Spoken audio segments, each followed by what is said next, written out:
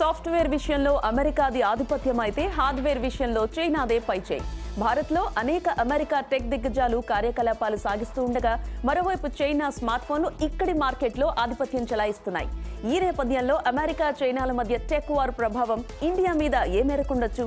China కంపెనీలు ఎదుర్కొంటున్న చిప్ల కొరత భారత్కు దిగుమతయ్యే స్మార్ట్ ఫోన్లపైన ఏమైనా ప్రభావం చూపిస్తుందా? ఈ అమెరికా చైనా ట్రేడ్ వారు చాలా రకాలుగా ఇండియాకి హెల్ప్ చేసిందనే అనుకోవాలి.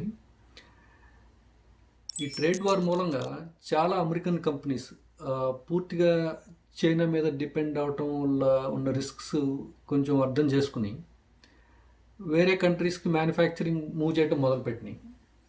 ట్రెడిషనల్గా ఎలా ఉండేదంటే అమెరికన్ కంపెనీస్ ఎక్కువ డిజైనింగ్ అంతా అమెరికాలో చేసుకుని మ్యానుఫ్యాక్చరింగ్ ప్లాంట్స్ మట్టుకి చైనాలో ఉండేవి. ఈ వార్ మూలంగా మెల్లగా వాళ్ళు వేరే కంట్రీస్కి ఎక్కువగా మన వియత్నాం, ఫిలిప్పీన్స్, మలేషియా ఇలాంటి కంట్రీస్కి మూవ్ అవటం మొదలుపెట్టినాయి. రీసెంట్గా ఇండియాకు కూడా రావటం మొదలుపెట్టినాయి. మన సెంట్రల్ గవర్నమెంట్, స్టేట్ గవర్నమెంట్స్ కూడా చాలా ఇన్సెంటివ్స్ ఇస్తూ ప్రోత్సాహం కల్పిస్తున్నాయి అన్నమాట. మీకు ఉదాహరణకి 5-6 ఏళ్ల క్రితం ఈ సెల్ ఫోన్ మ్యానుఫ్యాక్చరింగ్ ఇండియాలో చాలా తక్కువగా ఉండేది. ఇవాళ దగ్గర 25 కోట్ల సెల్ ఫోన్లు ఇండియాలో మ్యానుఫ్యాక్చరింగ్ అవుతున్నాయి. మన యాపిల్, శాంసంగ్ లాంటి పెద్ద కంపెనీస్ ఇండియాలో మ్యానుఫ్యాక్చరింగ్ చేసి ఇండియాలోకే కాకుండా వేరే కంట్రీస్కి కూడా ఇక్కడి నుంచి ఎక్స్పోర్ట్ జరుగుతుందన్నమాట. సో దీని అంతటికీ కొంత ఈ అమెరికా చైనా ట్రేడ్ వారు మనకి హెల్ప్ చేసిందనే అనుకోవాలి. ఈ ప్రస్తుతం మనం ఇండియాలో వాడుకునే ఎలక్ట్రానిక్ పరికరాలు ఎక్కువగా చైనా నుంచి ఇంపోర్ట్ అవుతున్న మాట వాస్తవం. అది ఆ డిపెండెన్సీ కొంచెం ఎక్కువగానే ఉంది.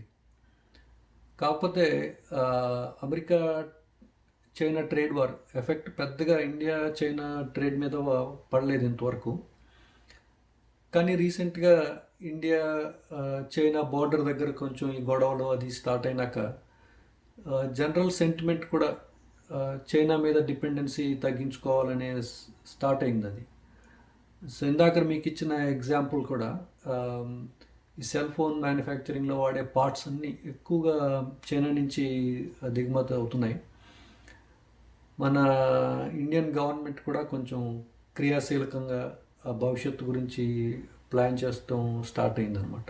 ఈ 5G టెక్నాలజీలో చైనా కంపెనీ వావే వాళ్ళు డెఫినెట్గా మిగతా కంపెనీస్ కంటే వాళ్ళ టెక్నాలజీ మోర్ అడ్వాన్స్డ్గా ఉన్నమాట వాస్తవమే.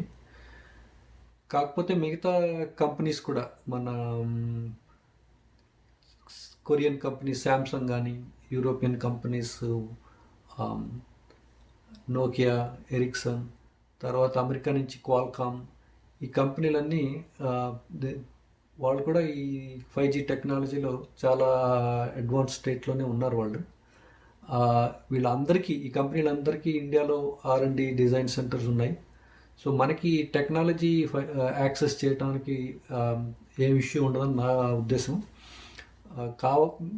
యాక్చువల్గా అయితే మనకి ఇది కాంపిటీషన్ ట్రేడ్ వార్ మూలంగా అడ్వాంటేజ్ కూడా ఉండొచ్చని నా ఉద్దేశం.